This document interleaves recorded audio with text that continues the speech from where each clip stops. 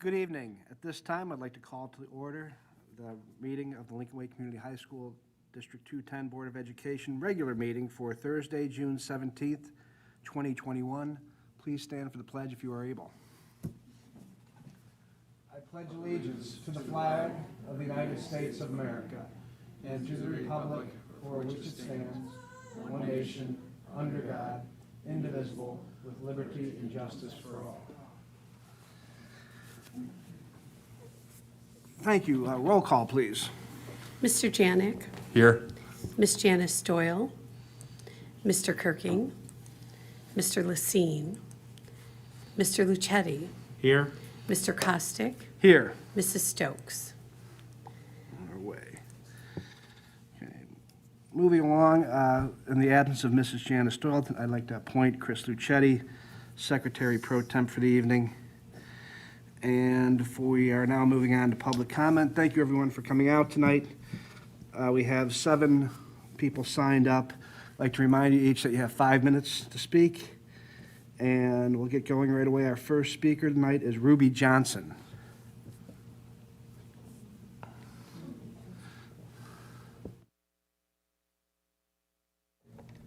It's green. Yep. Good evening. My name is Ruby Johnson. I'm the mother of 2 Lincoln Way Central graduates, 2 current Lincoln Way Central students, and 3 future Knights. So who here in this room remembers what it was like to be a teenager? I do, and it was hard. And that's back when things were normal. In our house, we joke that the teenage years are a lot like the second toddlerhood. They're big, sweeping emotions, they're eating all the time, they're always testing the boundaries, and we're all sleeping less than ever. One thing that remains the same, whether you're talking about teenagers or toddlers, though, is how much they need their parents to be there for them, to be their security and to be their advocate, especially right now. I think the biggest false narrative to come out of this pandemic is the statement, kids are resilient. Our kids are not resilient. They're human. They're damaged, they are changed, they are carrying a burden, and they are waiting. They're waiting for their parents, for their teachers, for their school board, for their elected officials to stand up for them and say, enough is enough. Enough lost in-person instruction, enough missed football games, homecoming dances, gatherings, enough sitting 6 feet apart at individual desks while eating lunch together, enough fear-mongering, enough social disconnection, enough anxiety, enough mask need, because being a teen isn't already hard enough, enough struggling to breathe while playing sports behind a mask. It's time to unmask our kids regardless of their vaccination status. We've known all along that our kids have a low risk of contracting and spreading COVID-19 and an even lower risk for severe illness or death. We asked them to flatten the curve, and they did. We asked them to stay apart and protect a more vulnerable population, and they did. We asked them to mask up to protect a more vulnerable population, and they did. Now they're being asked to get a vaccine with no long-term studies against a virus that they have a greater than 99% chance of surviving in order to protect a more vulnerable population. We've done nothing but ask for sacrifices from our kids. We know that adults who want the vaccine have already gotten it. They're protected. Kids 12 and up who want the vaccine can have it. And according to a recent Cleveland Clinic study, those of us who already recovered from a previous COVID infection are also protected from spreading the virus or being reinfected. We now have a 1% positivity rate in Illinois. We can shop at Target, we can eat at restaurants, we can go to Disney World or sit in a full capacity ballpark. All these things that most families are already doing. But our kids have to play sports in masks, spend 7 hours in school masked up, struggle to read their teachers' and friends' expressions behind a mask, go the entire school day without seeing another person smile at them, not have their teacher recognize them outside of school because they've never actually seen their face. Shame on us. Gone are the days of being satisfied that these kids have survived. Now we need to focus on them thriving. It's time we step up and do our jobs as adults. Our kids have endured way too much already, and it's time we stop treating it like it's a badge of honor that they're amazing and resilient and have managed to make it through this last year. If things continue this way, we are failing them. They are children who are counting on the adults in their lives to stand up for them in precisely the way the parents and administrators stood up for the students of Red Hill District 10, Warsaw District 316, Dunlap District 323, and Flanagan Cornell Unit 74 to make masking optional for the upcoming school year, regardless of what ISBE and IDPH say. As a parent, I'm tired of the argument that this is out of your hands, that you have no decision-making powers on this issue. You were elected by us, for us. I speak for thousands of parents in the Lincoln Way area when I say our children need to be unmasked regardless of their vaccination status. Enough is enough.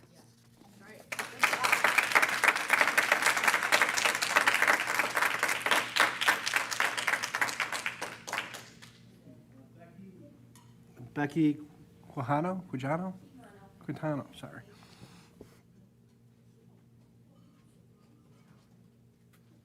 Hi there.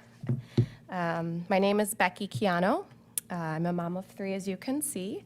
I used my sitter last night for the 157C board meeting, so I found it increasingly important to make it here tonight since 210 has a strong reputation, and I believe you all can be on the forefront of making change, acting as pioneers for our children.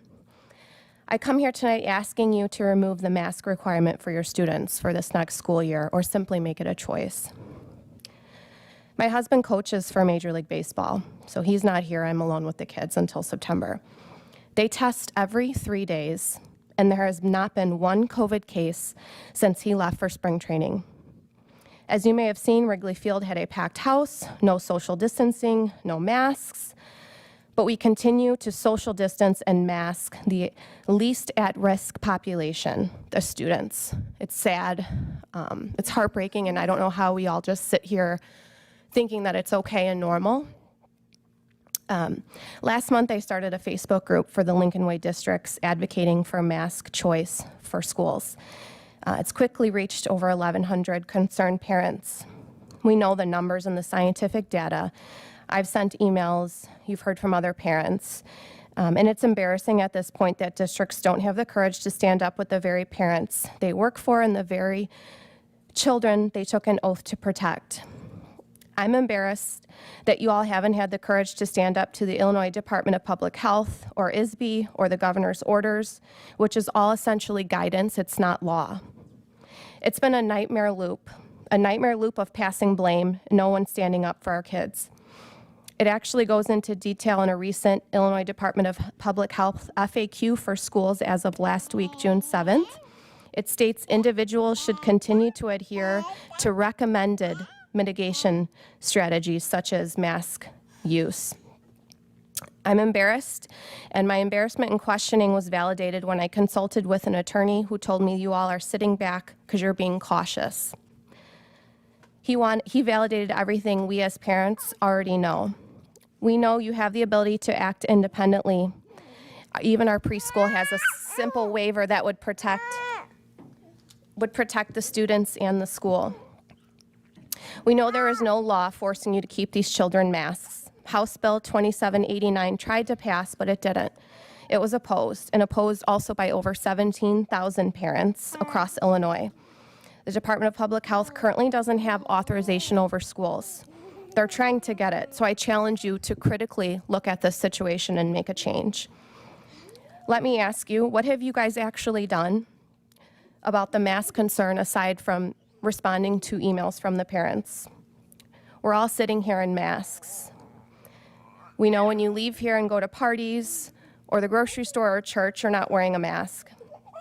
As Ruby said, recently 4 schools in Illinois removed the mask requirement. 4 schools. I don't have to name them, she just named them. So I'm sure there are more, and there's going to be more in the coming weeks, so I really challenge you guys to really critically look at this situation. Please help us unmask our kids. You have the power to stop this insanity.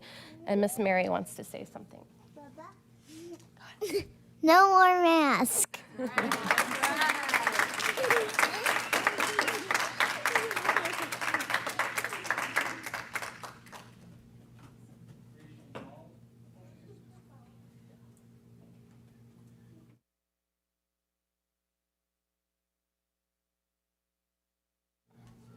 Hi there. I'm from Manhattan, so my son actually is going to West. He's going to be a sophomore. I have a 12-year-old daughter. We've been dedicated to going to board meetings, speaking up about the kids not wearing masks for the fall season, in addition to all these other ISB and IDPH regulations coming through about vaccinations for these kids. And we're here to stay. We're not going to go away. We're only going to get bigger, and we're starting a movement, and it's time to make a change. And I don't know why you guys are so afraid of doing the right thing for these kids, because if it's funding issues, I mean, the state's broke anyway, so your funding comes from our tax dollars is the main thing. And I actually applaud these women that already spoke. They said a lot of what I already agree with, so I'm not going to take my time and be repetitive with that, but I do have a couple other things to say. You know, it was really hard for these kids this year to try to learn with a mask on, and I'm sure you heard that before too, but, you know, these principals, especially at West, you know, she made an announcement one day to these students saying that, and I quote,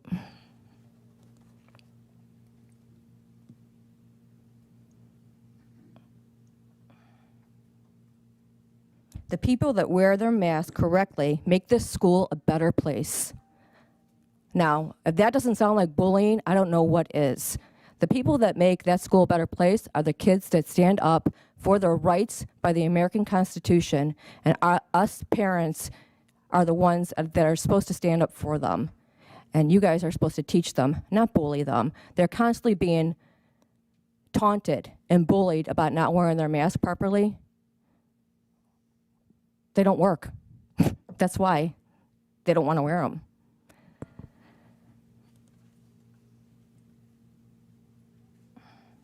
So I have a question for you guys, because I don't think that you'll answer the question, but I do want to know if you can answer to yourself in your mind. Do you as individuals live in fear, going with the flow, or do you think for yourself? If you think for yourselves, then why not do it for these kids? Your students, just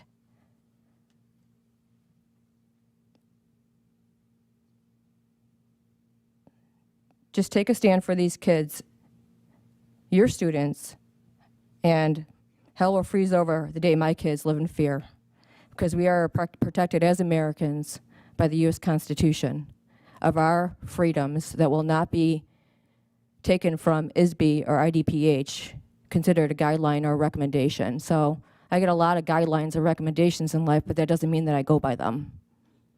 So my kids want to go back to school. They shouldn't have to be vaccinated, and they shouldn't have to wear a mask.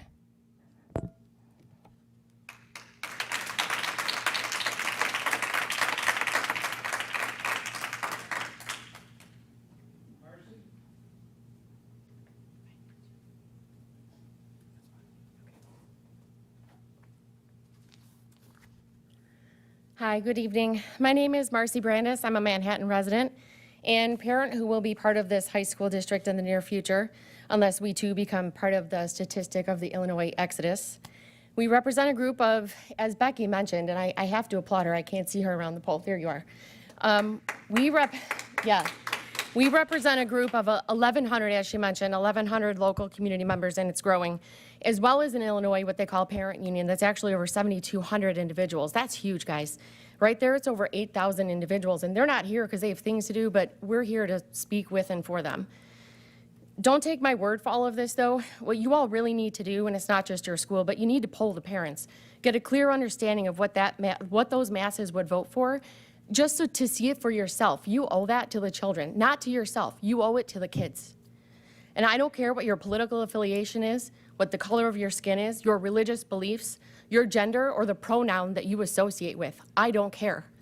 I care that you're in that seat, all of these seats, even the ones that are empty, because you're honored to work for us as your constituents and serve the children of your community and in this school with dignity, with courage, and concern. I know that we're afraid. We're all afraid. But fear has dominated the days. We're done. We are done with that. We only have these children, and I don't care what age they are. your high school, there are babies. They're only that way for a short amount of time, and it's fleeting. You only have them for a short amount of time. And they are currently being abused by the ignorance at hand regarding proven science, and their education is hurting, and they're falling behind. I know that you see that. I know you do, especially at your high school level. Pritzker would like to say that as of June 11th, Illinois should celebrate the Phase 5 milestone. Celebrate. So let's celebrate. Let's look at that. Masks. They're still recommended for unvaccinated people. Recommended. They are required on public transit, in schools, daycares, healthcare settings, and congregate settings. Yet, the following Illinois schools, Ruby, you just mentioned this, Becky's mentioned this. I don't need to repeat them all. So those schools that they have mentioned, which are in addition to what I was going to say, but also churches that have childcare systems, right? Peace Community VBS, Parkview Church, Hickory Creek Church, St. John's UCC, St. Jude's. Warsaw is probably the most recent that you all should wrap your head around, and you need to read what they said. But if you haven't, I'm going to read that for you. Pursuant to 105 ILCS 5/2-3.25, which I'm sure you know, that is the law duly legislated. Along with following all of the relevant scientific data concerning masks on school children and natural immunity to respiratory viruses, the Warsaw CUSD 316 Board of Education will determine to start their school year for 21 and 22 with masks optional for all students and staff. There shall be no discrimination of students or staff, no discrimination regarding vaccination status and quarantine of healthy persons. The Warsaw CUSD School Board, the legally elected governing body for the district, that's important you understand that part of that statement, maintain the right to make decisions concerning staff members and students' health and welfare. What changed, you might say? Because a year ago they were following ISB and IDPH, and that was announced in their protocol for school when they reopened, right? They stood up, they woke up, and they followed the science. And tonight is your night to do so. There's a lot of upcoming meetings that I know that you all are going to have in conjunction with other superintendents and other schools. We beg you to make this change. You need to think about this tonight, and I hope we wear very heavy on your hearts and minds. The next point that we're celebrating, social distancing. Businesses no longer need to enforce social distancing rules in seated venues such as restaurants and theaters. They are no longer needed to do daily health screenings either of their employees. But our children, who have been scientifically proven to pose zero threat, need to be socially distanced at school and tested weekly. Yet we as adults, we are the super spreaders. Am I wrong? I'm not wrong. I know you can't answer me. I'm not wrong. We could go to bars and breathe on top of each other, literally on top of each other, touching each other. Please show us the science behind this part of the social distancing celebratory part of Phase 5. Gatherings, conventions, festivals, concerts, ball games, and other large gatherings can return to normal without capacity limits. For example, McCormick Place Convention Center in Chicago will see an expected 1.9 million conventioneers. 1.9 million. You can have some of my time. He's going to yield, he's yielding his time. We have far less children and staff in all the school buildings combined. Schools, masks on the inside, no masks required outside in most situations. Social distancing between 3 to 6 feet will be required. In-person learning is expected to resume with the new school year. But again, we as adults can go to bars, restaurants, grocery stores, or entertainment venues and not wear a mask. But our children have to at your schools. Show us scientifically where schools are proven to be the issue. Work, social distancing is still recommended to the extent possible. They don't have any additional requirements on masks and health rules, and they will not be state mandated to wear them. So workplaces have the option and do not have to follow mandates, but schools do. How, again, does that science back this up? Illinois is currently sitting, as mentioned, at a 1% positive test rate. More than 51% of Illinoisans aged 12 and over are fully vaccinated. There's a 99% chance of survival for those who may contract it. Red flags everywhere. What is troublesome about the situation at the end of the current 30-day declaration that started a long time ago? Pritzker will have manipulated emergency powers for 474 consecutive days. Somebody tell me if that's more than 30? Yes. Of all those days, not a single state lawmaker was weighing in on his mandates or policies. The blatant complacency and ignorance needs to be shattered now. Here is something else to let sink in, and this is new, so you may not know this. Recently, Illinois state lawmakers passed new ethics rules for themselves. The Ethics Bill 539 is a start at changing Illinois' culture of corruption, ranked the nation's second worst. Did you hear that? So that's where we're at. You're going to choose to side with the second most corrupt land in the nation without standing up for what you know is right and wrong, without serving the children? Is your fear the liability you may face, the threats coming from ISB and IDPH to remove your recognition, that release a waiver for parents to sign in order to send these kids back to school? Transfer your risk, ask for it, beg for it. Attorneys who are not connected to your board have confirmed that your actions are cowardly, and you have the power to act independently. The problem is that your attorneys are acting to protect and limit your risk. You should be more fearful of the liability you will face for the growing numbers of health-related incidents being reported here in your fellow schools. Anxiety, fear, depression, thoughts of suicide, headaches, dizziness, trouble breathing, nosebleeds, rashes, and more. And just recently, CDC had to put together a panel to investigate myocarditis. And if you don't know what that is, it causes heart failure. Kids at 12 are going to need heart transplants. That is not acceptable. Not a single one of them should have to do that. We have never masked America, shut down businesses and schools, or pushed a vaccine like we are today. Never. This is bribery, coercion, and breaks all 10 points of the Nuremberg Code that U.S. signed to uphold since 1947. Nuremberg Code. Look that up. Please wake up. Look at what is going on around you. Look at what's happening to children of all ages. It's not right. You know it's not right. Today's your chance to change the course. Return their education and remove the indoctrination. We are your constituents, and we do not agree with mandating masks, vaccines, or discrimination for somebody's choice of the either.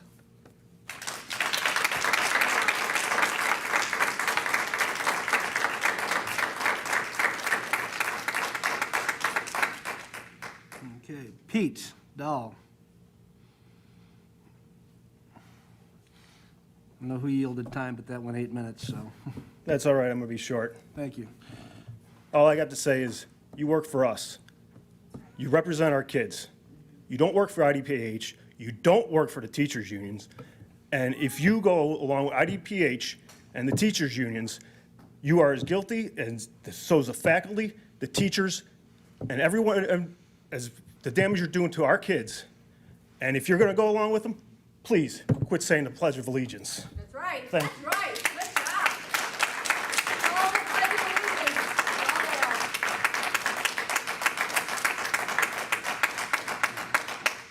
Jay Jones.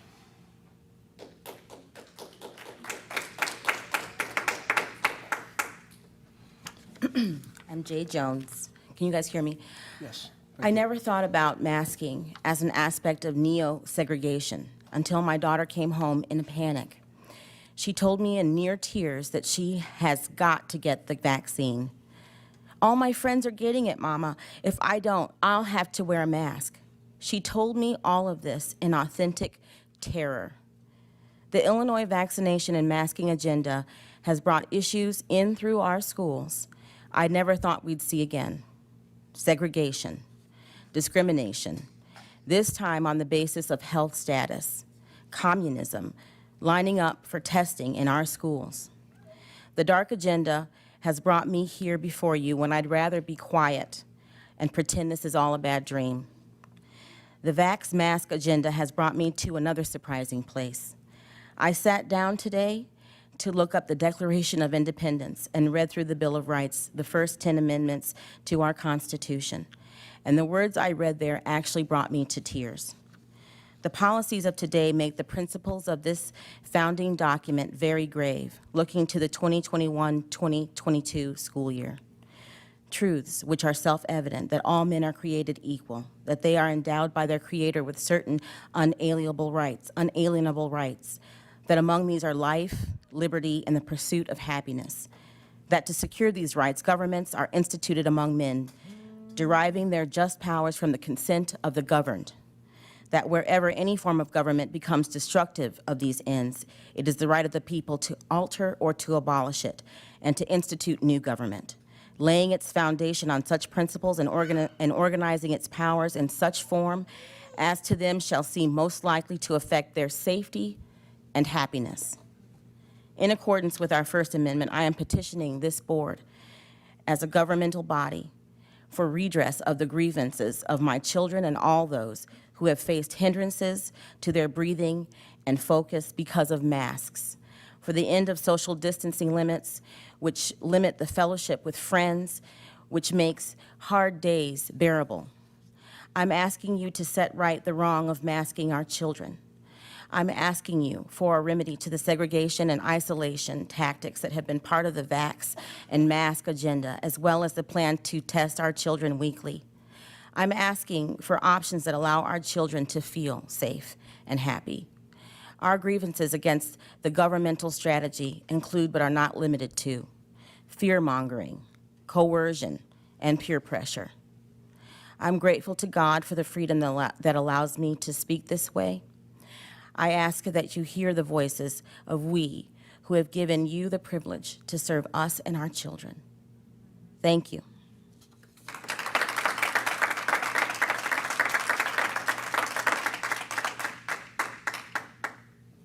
Last one on the list, I have Sarah. My name is Sarah, but I'll go.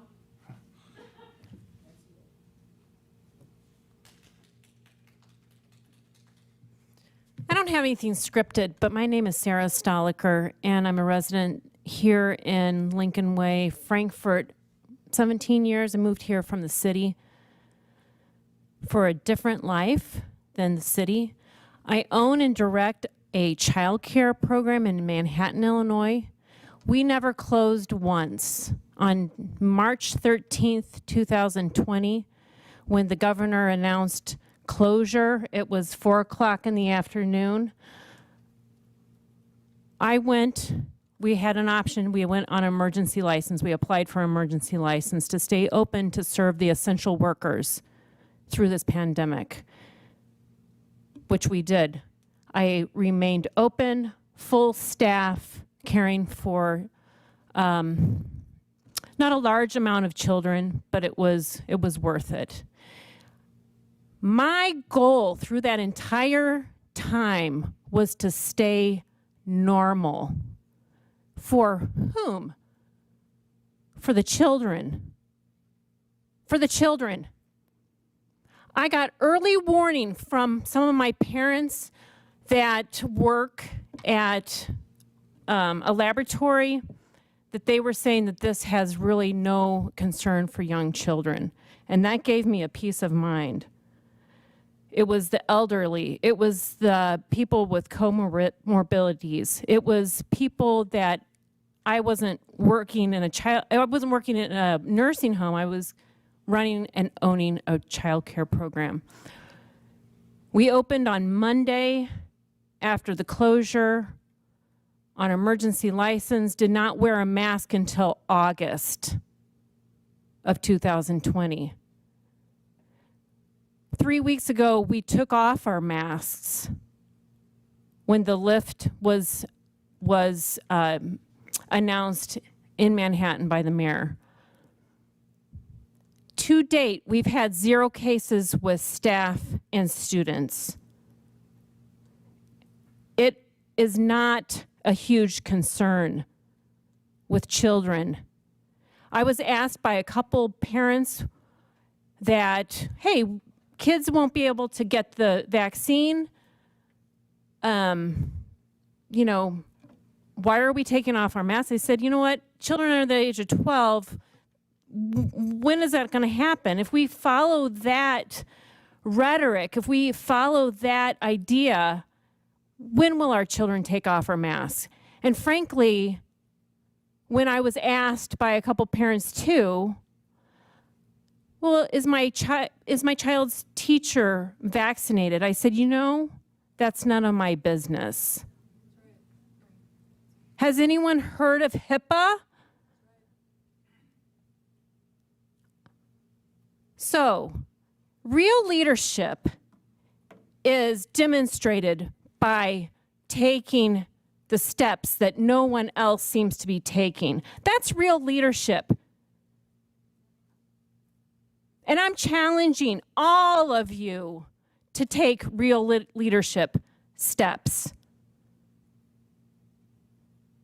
That's what takes to get through this difficult time, is leadership, which I will not take any credit for in my program. It was making a decision and going with it. But you know what? You take a risk. That's what life is. But we're not raising leaders with our children. At this point, if we continue with this, we are raising the next generation just to go along with the crowd and not stick your neck out and do something different. People move to the Lincoln Way area all the time from the city, from another suburb. I'm the first one that they call because they need childcare. I see this all the time. Young families, they move to this area, to the Lincoln Way area. We need to be brave. We need to be leaders. And I'm just here to encourage you to do that. Because if you don't want to sit in these positions and make brave leadership decisions, these people will. We will step up and we will be sitting in your seats, and that's okay. It's okay. You can exit, you can go, but people will fill the seats that will make brave decisions, because you know what? All of these state agencies are agencies that can be lobbied against. I'm also the president of a non-for-profit organization called Illinois Directors and Owners of Child Care Centers. That was formed over 2.5 years ago. And why? Why was that formed? There was a small group of directors and owners in Illinois that were tired of being told what to do. So we got together and we started lobbying the government. And that's what we need to do. It's a grassroots movement, and grassroots movement works. Bureaucracy doesn't. And I also know parents and families that move out of Lincoln Way. They move to Indiana. They move to other states. We've got to start looking at the real science and the numbers of people that live here and what they want. This is a very good district. 30 seconds, ma'am. Thanks for the reminder. Thank you for the opportunity to talk, but I do think that we need to really, really consider that. I'm also going to say, if there's any pressure on parents to get their kids vaccinated, that is absolutely ridiculous and a loss of liberty. I will not tolerate this type of thinking from my local school board. It will not go down easy. Thank you.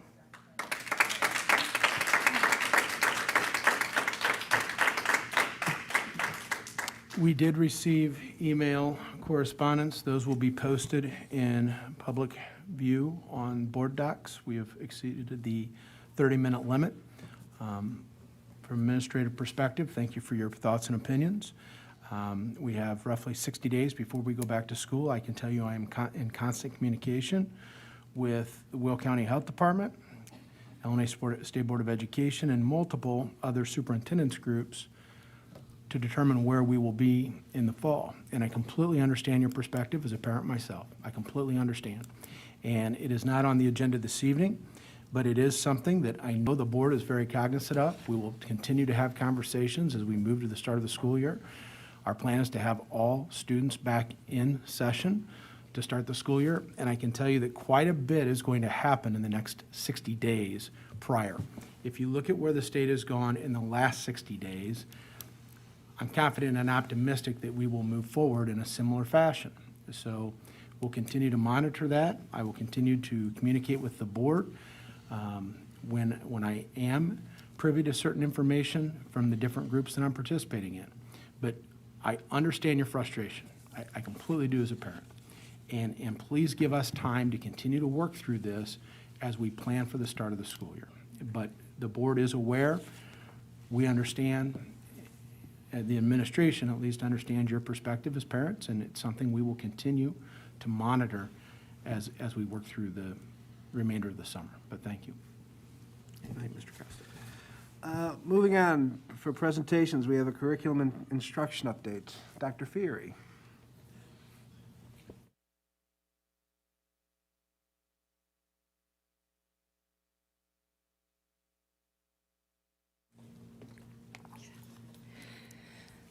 Good evening. Tonight's curriculum and instruction update is on board goal number 2. Lincoln Way will provide high-quality instruction for all students in an equitable, caring, student-centered environment, and more specifically, focuses on professional development. Summer is always, well, typically, an excellent time for professional development, and after an unusual school year, we were very excited to be able to provide numerous opportunities for our teachers. As you can see here, this June we were able to offer many in-house workshops, most of which were presented by teacher leaders who previously attended conferences or workshops outside of the district, who then represented the highlights of what they learned to their Lincoln Way peers this summer. By the numbers, just this June, we had 140 teachers from across the district attend 20 different in-house workshops planned and presented by 25 different teacher leader teams. In the area of technology, all 15 departments were provided their own individualized one-to-one workshops, all facilitated by our instructional technologists, with anywhere from 10 to 30 teachers attending each one. 8 different workshops related to social emotional learning were presented, including sessions on safe and inclusive classrooms, stress and anxiety, post-pandemic expectations, and motivation, mindset, and grit. In addition, all of our counselors, social workers, and psychologists were trained in the New York Life Foundation in grief sensitivity training, earning us the status of being a grief-sensitive district. Additional professional development topics were also offered in June, including training in collaborative teaching, differentiation, and even a workshop on cheating and plagiarism in the age of sharing. Each of these workshops mentioned that were offered in June will be offered again in August, allowing for additional opportunities for teachers who might not have been able to attend in June. In addition to summer being an opportune time for PD, it's also an excellent time for teachers and department chairs to get together by course groups to analyze previous year's data and then revise and develop curriculum. This summer, over 100 teachers from all 15 departments in over 40 different course groups worked together anywhere from 3 to 12 hours per course. This totaled nearly 600 hours of curriculum work just this June. Teachers focused on 2021 data analysis, responsive curricular revisions, as well as textbook alignment for any course with new textbooks for 21-22. The last professional development piece I'd like to share are the results of our needs assessment survey, providing us with the direction for the 21-22 school year. Under curriculum, teachers shared that they would like more professional development related to specific content and skills in their own departmental curriculum. Under instruction, teachers indicated they would like more one-to-one instructional training, which was reiterated in the results of the technology portion of the survey as well. With regards to social emotional learning, survey results showed that teachers would like more professional development in the areas of stress, anxiety, and depression, along with coping skills and resiliency strategies for the classroom. And finally, the last topic that teachers shared that they would like further PD on is in the areas of equity, diversity, and inclusion. So with this valuable feedback from our staff in mind, we are preparing our professional development plan for the 21-22 school year with 4 major areas of focus. Instructional strategies, instructional technology and strategies specific to going one-to-one, the post-pandemic social emotional needs of our students, department-specific curriculum topics related to the academic needs of our students this coming school year, and equity, diversity, inclusion, so all students feel like they belong to Lincoln Way. Thank you. Thank you. Any questions for Dr. Fieri? No? Just kidding. Nobody had any, Amy, I'm sorry. Excellent. Okay. All right, moving on. First draft of the fiscal year 2022 budget. How many drafts are there going to be this year, Brad? Only a couple. Okay. However, before I begin my presentation tonight, I would like to begin with some fun facts. Let me just move that out of my way. So, you may or may not know that the Director of Finance, Kelly Luzzo, and myself are birthday twins. What? What is that? birthday twins, meaning we share the same birthday of August 10th. Now, you just met incoming CSBO Mike DeBach this evening. Say, Mike, when's your birthday? It's August 10th. August 10th? Wow. Okay, now hold on. Well, I guess you're correct. Kelly, Mike, and myself are birthday triplets. Can you believe that? All right. So anyway, there's fun facts for tonight. Now let's jump into the budget. So tonight's presentation is the first draft of the budget, and in your board docs are a bunch of details, reports for you to go over. If you have questions as we go through the presentation, stop me, let's discuss them. And if not, as we move through this process, there'll be time for you to ask more questions and get more clarification as we move through the process. Important points for tonight's presentation. As you review the FY22 budget, it should look familiar. That's right, it mirrors the latest 5CAST projections. Once the BOE approves the FY22 budget, it will be updated in our 5CAST and will be used to begin our next round of forecasting for the future. Now, before you react about the 7% increase, let me remind you that this is an all funds increase and includes an increase in debt service and capital expenditures, which we had postponed as of last year. When we look at just the operating funds, you will see that those increases are smaller. So here we are for the operating funds. Important point. The fiscal year 22 budget complies with board policy 420, meaning we will have a 3% surplus. The FY22 budgeted revenue versus the prior year revenue, 2.74% increase, or 2.2 million, or 2.7 million. Budgeted expenditures to last year's budget, 2.74% increase, or 2.6 million. Estimated net operating surplus, 2.9 million, or the 3% is required by board policy 420. Let's just go over our timeline, where we're going to be. So, once we finish up the FY21 fiscal year, we will make any warranted adjustments to the FY22 budget. Mainly, that is going to be in the area of our tax revenue, as we do not know at this time what our exact split on the 2020 tax levy is going to be between the fiscal years. And you'll note here, final adoption of this budget is not scheduled until September 16th, which will give us plenty of time to work through this process. All right, let's just quickly review our revenue. So when you look at the revenue for all funds, you can see increasing of 4.73%. Now remember, this does not include interfund transfers, nor does it include the FY21 health insurance that was coming back from the affiliation. That's covered under transfers and sources. So we're estimating for all funds to have a $5.7 million increase. When you look at that... Brad, can I stop you there and ask you a question? The large increase in the federal funding, is that due to the CARES Act and things of that nature, or is that something different? Nope, it's exactly due to that. $1.6 million in the ASSER 2 and 3 funds under CARES. So you're absolutely right. And we have that appropriate expenditures that we need for learning recovery. And otherwise, the rest of the funding is going to be used for technology and other things. Okay. So, I don't think it's possible for me to overstate the importance of property taxes to this district. You can see it represents 74% of our our revenue. Each levy, as previously mentioned, is divided 50-50 between fiscal years. So, i.e., the 2020 calendar tax levy will be collected over fiscal year 21 and fiscal year 22.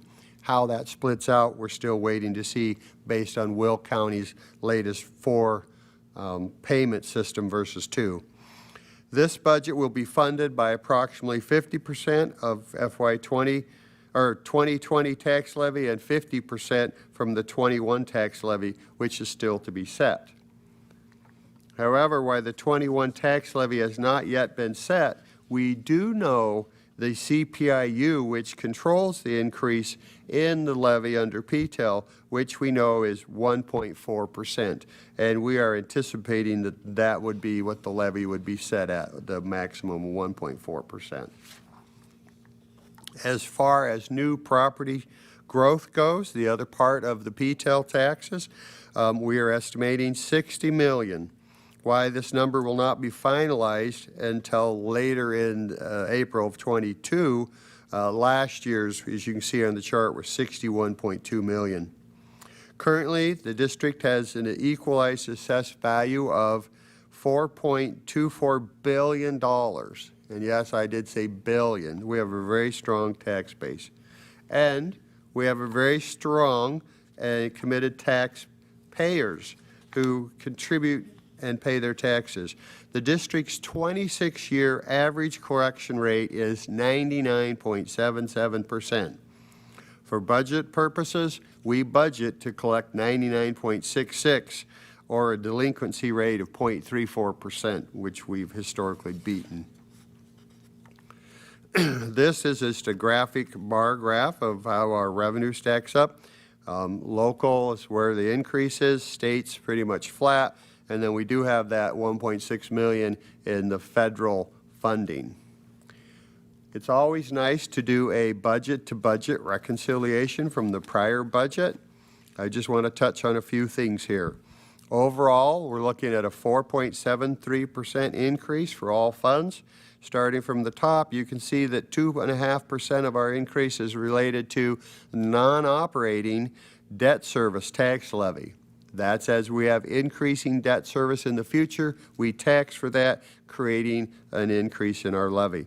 And then we already spoke about the $1.6 million ESSER 2 and 3 funding for reopening.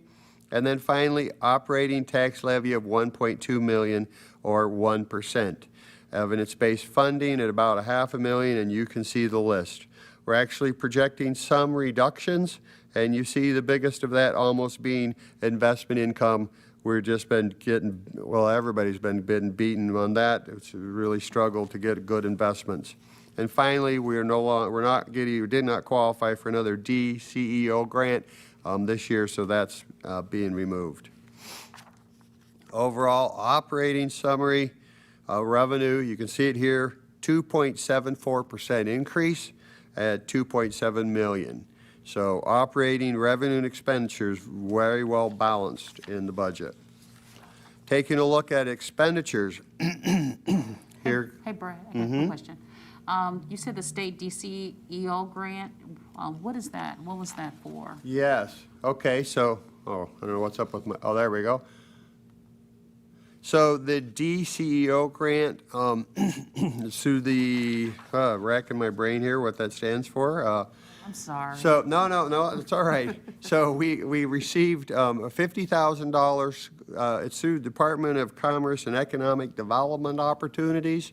So we received a $50,000 school improvement, which was for some fire doors, and then we received another $275 for some weight room work over at East. So, but it was through opportunities through the development grants. Thank you.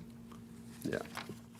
And, you know, we continue to watch as a district for those things when when things that we're planning to do anyway and we can find grant opportunities, we jump on those because that's a win-win. We were planning on doing something and then we can get a grant to help out, all the better.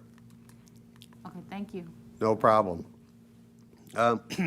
As far as expenditures go, for all funds, as we had mentioned earlier, 7% increase or $7.9 million. Now, as I've already stated many times, it's only 2.74% increase for operating. So what that means is non-operating is making up the remainder, which is really two things: increase in debt service and increase in capital expenditures, because we took a year off last year as we built in pre-funding, and so now those expenditures are coming back on when we didn't have them in the prior year. And this is a budget-to-budget comparison. Of course, you look at all funds expenditures, salaries and benefits make up 57% of total expenditures, while bond and interest payments represent 17%, and capital expenditures 3.7%. This graph is just a bar graph of the year-to-year comparisons. You can see salaries and benefits are increasing, and also, it's hard to see on here, but it looks minor, but it really isn't, is the capital. You can see where we had almost no capital expenditures. Now we're coming back with almost $4 million worth of expenditures. Here again, reconciling the FY21 budget to the FY22 budget. See, the largest increase, 3%, is bringing back capital expenditures. These are capital expenditures within our facilities, $3.35 million. And then salaries across all unions, $2 million. Debt service payments, $2 million, or 1.77%. Benefits, as we're no longer having a premium holiday, so we see a small increase with there. And then capital vehicle rotation. We've not had an ongoing rotation for a number of years, so we'll be doing that. And then finally, you can see ESSER care grants for learning loss and on down the list. Interesting, we've had some decreases also. Of course, we were removing the personal protective equipment budget of $150,000. We don't see we're going to be needing that. TAW's expenditures, we're no longer needing to be borrowing. And next would be unemployment. We have not, we had, more unemployment this year due with the COVID, but that was funded back to us by the federal government. Moving forward, we see those numbers dropping, and we don't anticipate our unemployment to be that high. And then finally, we've had some decline in our outplacement in special education. Overall, 7%. Brett, Go ahead. Yes, just on the expenditures. So you can believe that inflation's transitory, as the Fed is telling us, but just looking at some of these, I can see some utilities you have at 3%, but some of these other things, nothing is really increasing even like 0.25% in these expenditures. Are you starting to see any, like in contracted repairs or anything like that, an increase in the fees that were being charged? Or I don't know where we are with like the technology program 1-to-1. Those might have all been bought already, but are you starting to see any increase in costs here? Because I just, and I know we talked a little bit about it, but a big one for me would be like gas and the transportation. Right. As far as transportation goes, that has been pretty, kind of up and down. Now, it's tough. This is based off of the budget. So this year we were substantially down. We already had a pretty healthy budget in there because remember 2 years ago we had some pretty healthy gas prices. So with the increase we have in there now, we feel comfortable we're going to be, managing that. That is a tough one for us to try to, if you will, estimate out because we don't have a fixed contract on transportation fuel. It is a cost plus, so we get our gas and diesel at the Chicago price, oil rack price, and then we just add on like it's a half a cent, I believe, per gallon. But I think we're fine overall budget-wise for the transportation. That's about an $800,000 out of a $7 million, I believe, total budget. I think so. It's there's some little bit of wiggle room and we adjust. As far as other expenditure increases that we're seeing, most increases we're seeing are things that are related with labor. Companies are having a hard time getting workers. That's in the case they've had to have bonuses to get hired and that kind of thing. So we have seen some increase in professional services. The best thing we can do with that is we manage that to the best of our abilities. If we try to, if we can not wait to do something, or Rich is great about managing that, but that's where we see the most of that. So that's a Fund 20 expenditure, and Rich does a great job managing that. As far as utilities go, we've already got contracted rates. So, utilities like electric and natural gas, they can jump up and down, whatever. Well, we've already contracted out for those. So we're not as open to the market on that. That works both directions, of course. If we had a major plummet in the price of natural gas, well, we're going to still be paying in our contracts, but it won't end up, we don't have those high peaks. So that works for us in our advantage. So anyway, I feel comfortable where we're at in the budget. I think it's, we've got, and we did leave in there, I'll be honest, 35 years, I've not been much for using a contingency, but with this uncertain time, one thing left in the budget is the $510,000 contingency. We're leaving that in there just because we are such unknown waters these days. Does that answer the question? Yes. Okay. Well, we'll have more time to discuss it as we plow through. All right, so just summarizing for operations only, and I think this is critical that we focus on this because this is where the ongoing operating levy has to be able to support. And so you see there the increases in expenditure, $2.5 million over the prior year's budget, or 2.74%. And then finally, the last piece of the budget is the other sources and fund balance. So for all funds, the surplus is made up of three things. One, 3% or $2.9 million surplus is required by Fund 420 for the operating funds to meet the district's cash flow. It's also made up of then the second thing, $2.3 million surplus for debt service due to increasing debt service payments. And finally, $100,000 surplus in Fund 60. That's just simply because we're transferring more in there we're going on a cycle of a 3% increase. So this year we're spending $3.3 million in expenditures. For FY23, we'll be looking to spend $3.4 and on as we work to keep up on our facilities maintenance. So just once again, just capping on the operating, we're looking to have a 3% surplus. As we work to hit that goal of 33% of operating fund balance to operating expenditures.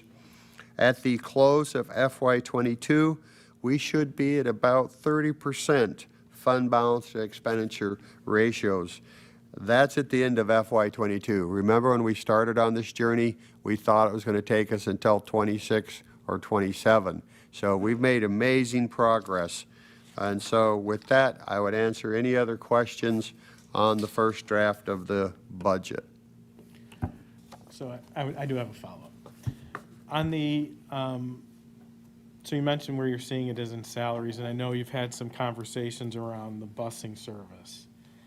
So, I mean, in order, I don't know if you can give an update on kind of where we're at, and if you think that's going to cause any pressures on, like, are we going to have to increase salaries to get bus drivers? I mean, what are we going to do there? So that's a good question, Chris. We will start the year short. There's no question. I've met with all the feeder superintendents that we transport.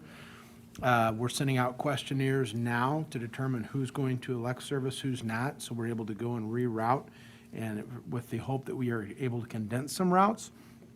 But right now, they are in a contract, so our wages are what they are for this upcoming school year. We'll continue to work as we go through this. If we are in a position where we would have to outsource, Brad has based the budget on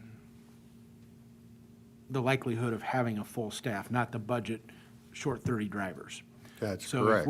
if we're in a position where we would have to contract out for a certain segment of routes, that would still be covered within what we have budgeted, if that makes sense. Am I correct, Mr. Kaufman? That is correct.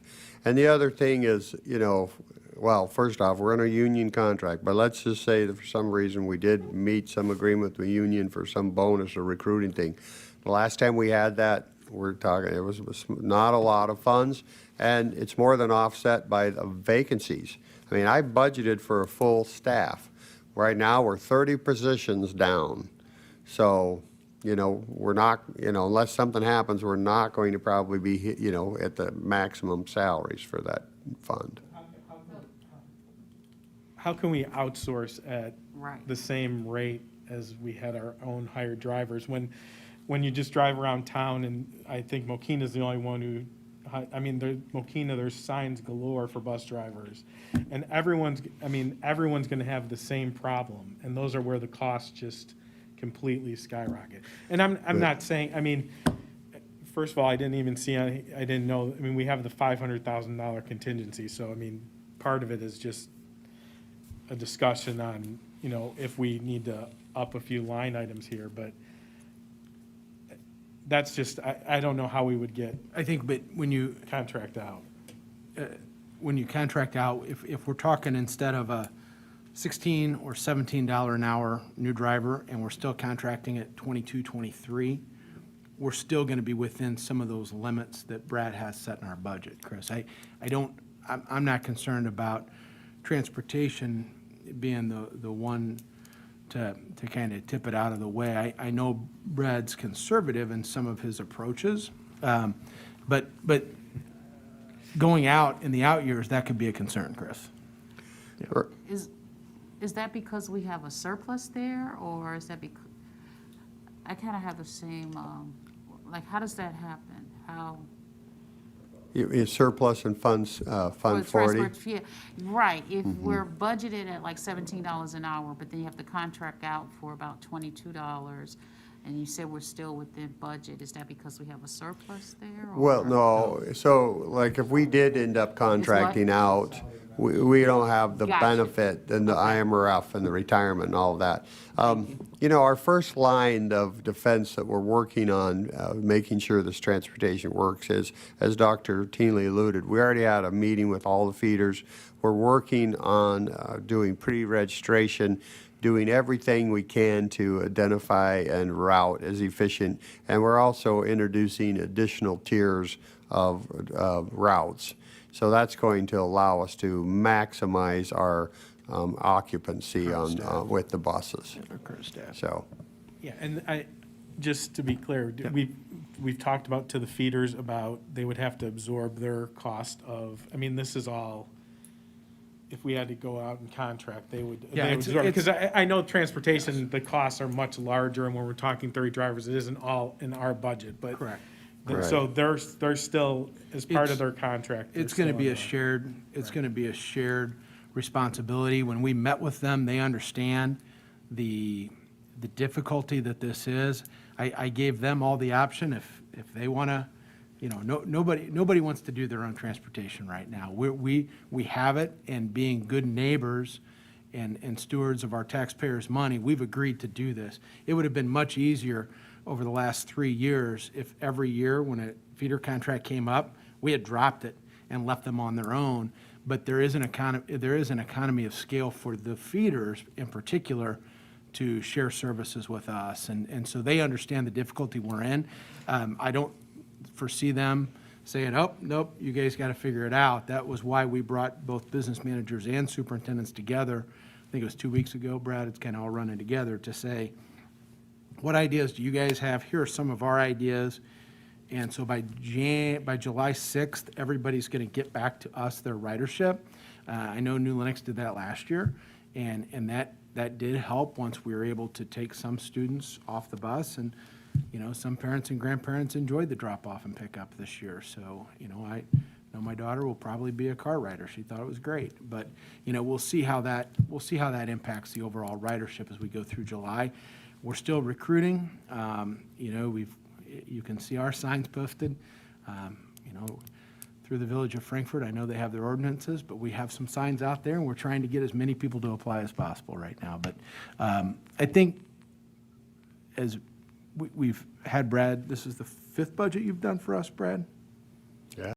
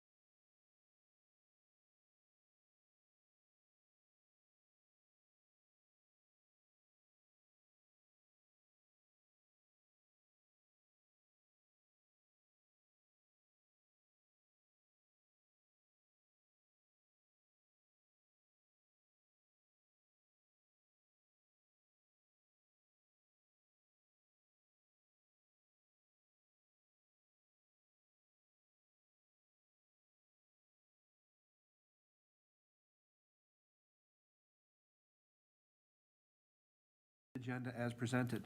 So moved. I have a motion and a second from Mrs. Stokes. Linda, if you could open the vote, please.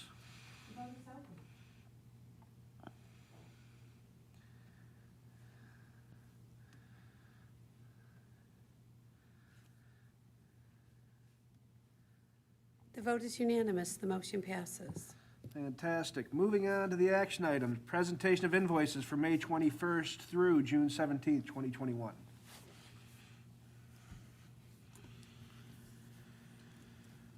Motion to approve the invoices in the amount of $4,700,176.54 dated June 17th, 2021. And then we also have this month, we have expenses to be paid in July in the amount of $2,164,914.92. Thank you. Do I have a motion? Do I have a second? Second. Any discussion? Linda, if you'd open the vote, please.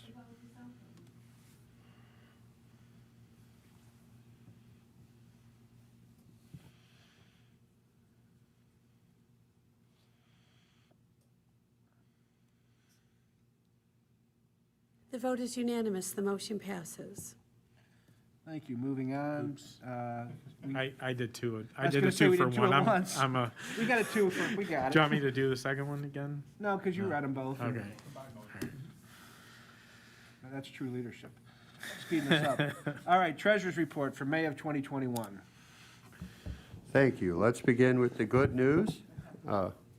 Good news is we received our first June payment for taxes, which has historically always been the largest.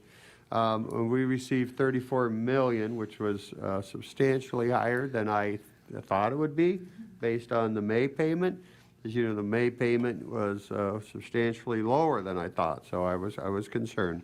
So the good news is that last year at this time, we had received 3 tax payments, or about 49% of the levy. This year, we've received 2 of our payments. We have another payment at the very end, the 29th of June. So to date, we've received 37, almost 38%. And instead of being estimated 21 million, I think we could be about 10 million short. We won't get all of our tax levy as we expected. But remember, this is just a timing. It will be in the next fiscal year. So we'll have to adjust the budget once we know that final payment, which we get on the 29th of June. For the month of May, district received 2.8 million in revenue. We expended 7 million in expense, having an actual cash balance at the end of the month of 7.9 million with no outstanding tax anticipation warrants. As in the monthly cash flow I already mentioned, I projected we'd get about 3.7 million in taxes based on historical. We actually got 1.2 million, 2.5 less than I expected, which was kind of a shock. but everything has kind of routed itself back around. As far as revenue goes, for non-tax revenue, we're trending about 4.8 million behind the prior year, or 1.66%. This excludes taxes in the health insurance transfer. As far as expenditures go, we are trending about 7.8% behind the prior year, which estimates we could be as much as 8.8 million under budget on the expenditures. About 3 million of that will be just in salaries. Overall, as we see the tax levy coming in a little stronger than we initially thought, I think if I was a betting man, where I see us coming in operating expenditure versus revenue versus expenditure, we should have a surplus of around $5 million. And for all funds, I would estimate it's going to be around 7 million. So we will be positive. This does include the bringing back of the 7.2 million transfer from the affiliation. With that, I'd answer any questions.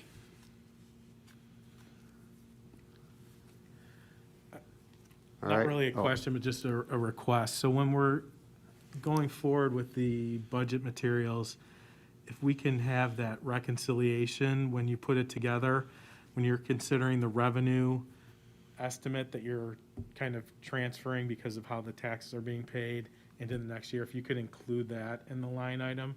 And then As a separate, that reconciliation chart, yeah, leave it I mean, separate? so what I'm looking for is a way to track. So you've presented a preliminary budget here. Just tracking all the changes you have from what you just presented today till the next meeting. Right, So that- okay, I got it. So instead of incorporating them in their line items, show them as a separate line item as the changes from the first draft to the second draft, or like that. I got you. Yeah, or note it, yeah, just Yeah. note it, yeah, just the Okay. change, or yeah. There's nothing further. I'd entertain a motion to pass the treasurer's report for May 2021 as presented. So moved. Second. I have a motion and a second. Linda, if you'd open the vote, please. The vote is open.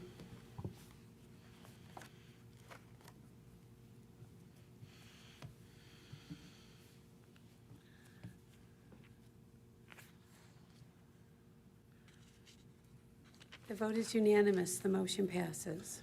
Thank you. Moving on, student activities. Would ask that you accept the student activity report in your backup materials. We have one negative count, National Honor Society at West, $204. It will be taken care of by the end of June. So all the other pertinent information is included. I'd ask that you accept the report as presented. Thank you. Can I get a motion? So moved. I have a second. Second. A motion and a second. Any other questions? Linda, if you'd open the vote, please. The vote is open.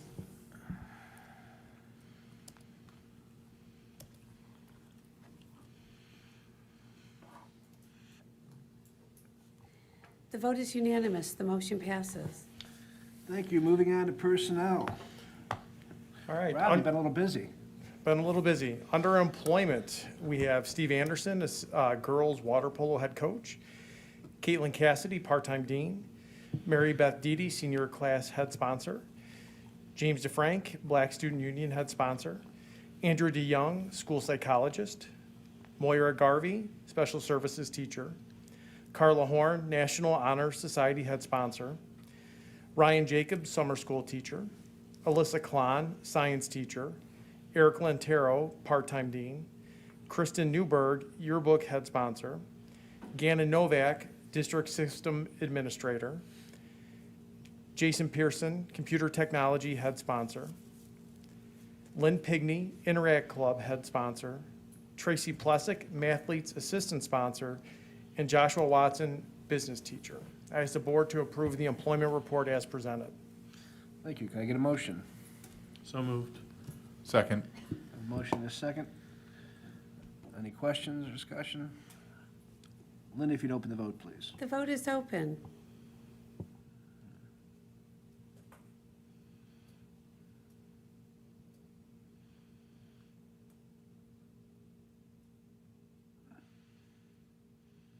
vote is unanimous. The motion passes. Thank you. Moving on, resignations. Under resignations, we have Dana Kellerman, assistant boys water polo coach, Bernard Coenga, bus driver, Samantha Lulo, paraprofessional, Michael Redmond, Perkins aide, Timothy Victor, assistant baseball coach, and Kendra Will, head girls water polo coach. I support to approve the resignations as presented. Thank you. Can I get a motion? So moved. I have a motion and a second. If there's no questions, Linda, if you'd open the vote, please. The vote is open.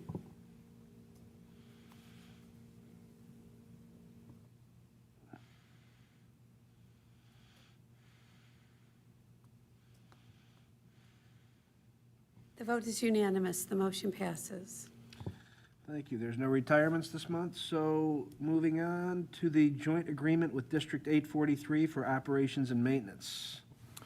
This is something we've done for several years now. Rich Wilkie helps oversee the supervisor services at 843 in their buildings primarily. He's there for emergency support. He's there for life safety, any potential construction or updates to the facilities.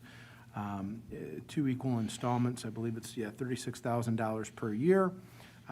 It's, I think, been fair to all the districts involved, and it's better than hiring a full-time individual and then sharing the cost amongst the member districts. So it's something that I would ask the board to approve for another year, as we've done in the past.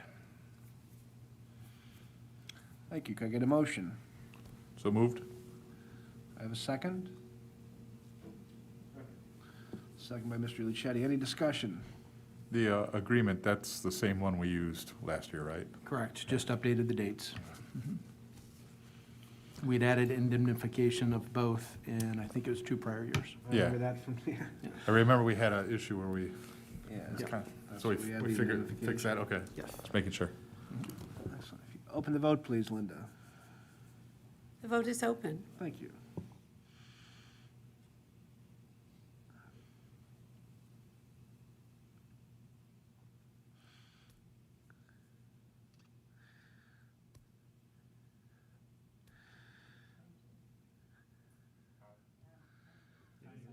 Voice count?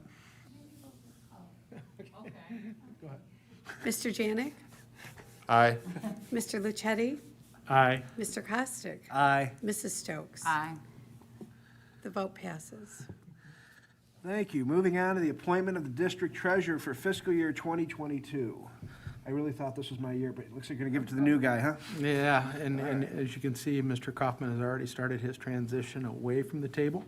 Administration recommends that the board appoint Mr. Mike Dubek as district treasurer for the FY22 school year. Thank you. Can I get a motion? A motion, I get a second. Second. Any questions or discussion? Linda, if you'd open the vote, please. The vote is open.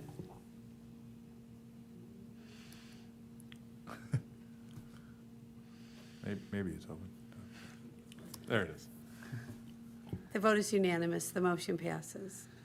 Thank you. Moving on. Designate Assistant Superintendent, lost it here, of Business Services, CSBO, to prepare the fiscal year 2022 tentative budget. Once again, a formality, asking the board authorization to begin preparation for the budget. Obviously, we've already started, but a formality so that we have it on record. Anything to add, Mr. Kaufman?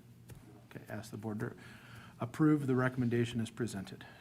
So moved. Thank you. Get a second? I have a motion and a second. There's no discussion. Linda, if you'd open the vote, please. The vote is open.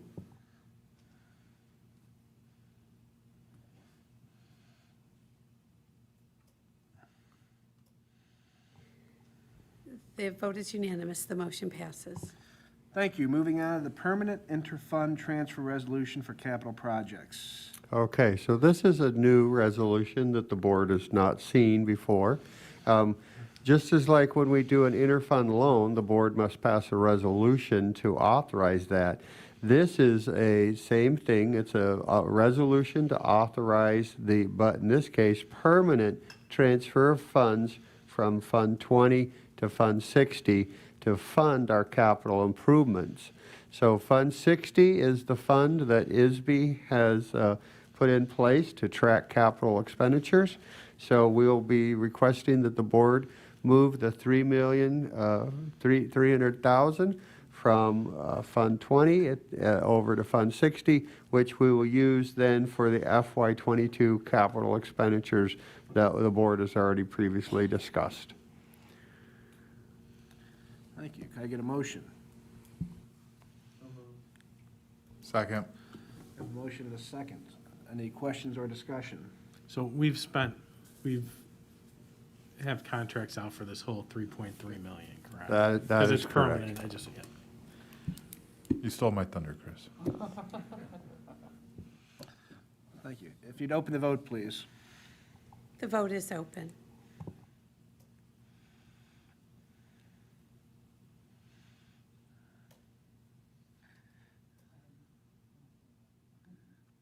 There it is. The vote is unanimous. The motion passes. Thank you. Moving on to informational items. Report of the Lincoln Way Special Education District 843 Governing Board meeting on May 25th. Deidre.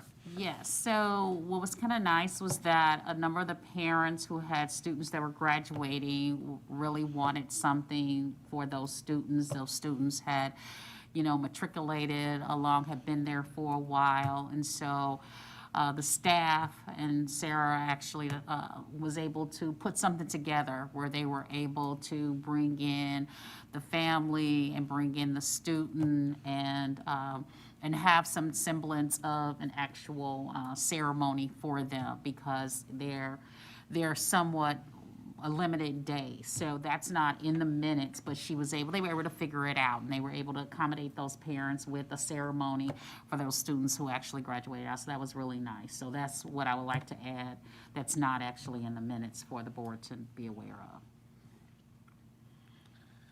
Thank you. Moving on to FOIA requests.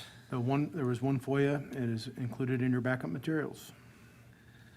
He's back at it again, huh? Yes, and there was nothing to report. Good. It's a shame. All right, moving on to building and grounds. Buildings and grounds and community relations are in your backup materials. If you have any questions, Mr. Wilkie's on baseball duty tonight, but I'm sure he would be able to get you any questions you may have answered. Thank you. Asset of the month. Asset of the month for July. You touched on is- community relations, right? We did, yes. Okay.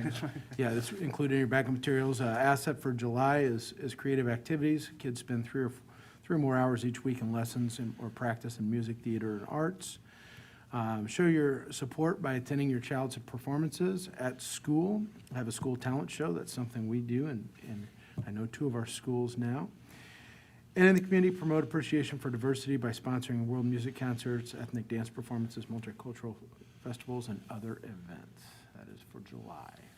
Thank you. Legislative report. Legislative report, we'll just continue to follow along and see what happens this summer. Not anything new to report at this time. District report. District report, congratulations to Lincoln Way East girls track team on yet another state championship. They were able to pull it out in the last event in the wee hours of Sunday morning. After several hours of rain and storm delay, they stayed, stuck it out, and actually the 4-hour delay helped a couple of our girls get a little rest, and 4x4 we were able to beat Homewood Flossmoor and bring home the hardware. So congratulations to those girls. And then Central Girls Softball just completed their season today with a second place finish, lost 3-1. Marist, outstanding season, outstanding game. I believe they finished 28-4 was their final record. So quite a year. We still have one alive. Lincoln Way East boys volleyball defeated Marist in the sectional and still has a chance to bring home a state trophy in boys volleyball. So we'll see, and that's the last sport going. So congratulations to all those athletes. We had an outstanding spring. It was great to see the students out competing again. Indeed. Any other district business? None at this time. I just want to add, I'm the board liaison to the foundation. They have several events coming up over the summer. So if anyone's interested, they should check that out. We will be sending an email out to parents early next week for the Summerfest. That'll be held at CD and Me. Always a good time. Yes. Correspondence. Just a thank you note from Dr. Mahalik. She wanted to personally thank the administration and board for her time at Lincoln Way. Sad to see Sharon retiring. She's done an outstanding job for us as a math teacher, cheerleading coach, assistant superintendent, principal, you name it. So we're sad to see Sharon go and wish her nothing but the best. And with that, I'd entertain a motion to move into closed session to discuss the appointment, employment, compensation, discipline, performance, or dismissal of employees, collective bargaining, and to establish the sale or lease price of real estate. Can I get a motion? So moved? Second? Second. Everyone signify by saying aye. Aye. The ayes have it unanimously.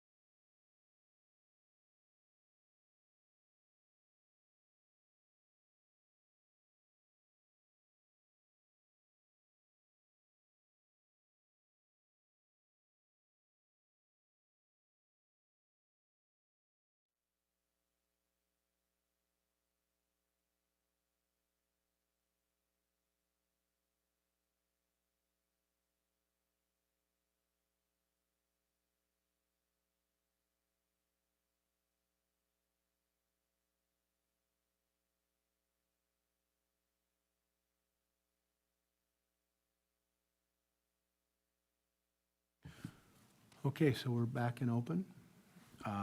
The administration would move that the board approve the ratification of the collective bargaining agreement between the Lincoln Way High School Board of Education District 210 and the Lincoln Way High School Education Association, LWEA, for 2021 through 2024 as presented. So moved. Do you want us to read the motion? I No, think he just did. Oh, you did. I think you just read it. That's why I said so moved. Second. A motion and a second. If there's no further discussion, if you could open the vote, please, Linda. The vote is open.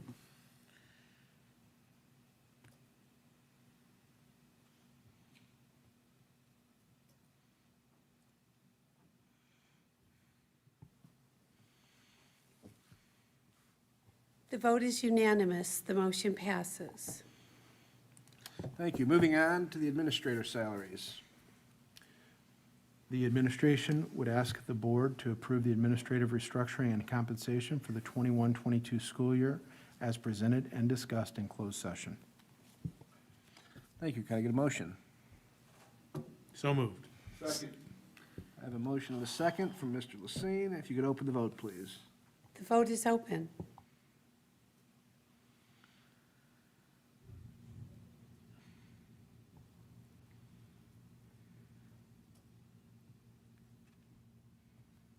The vote is unanimous. The motion passes. Thank you. And last but certainly not least, non-union salaries for fiscal year 22. And finally, I would ask the board to approve a motion to approve the non-union salaries for FY 2022 as presented and discussed in closed session. So moved. For the motion, can I get a second? I have a motion and a second. Linda, if you would open the vote, please. The vote is open.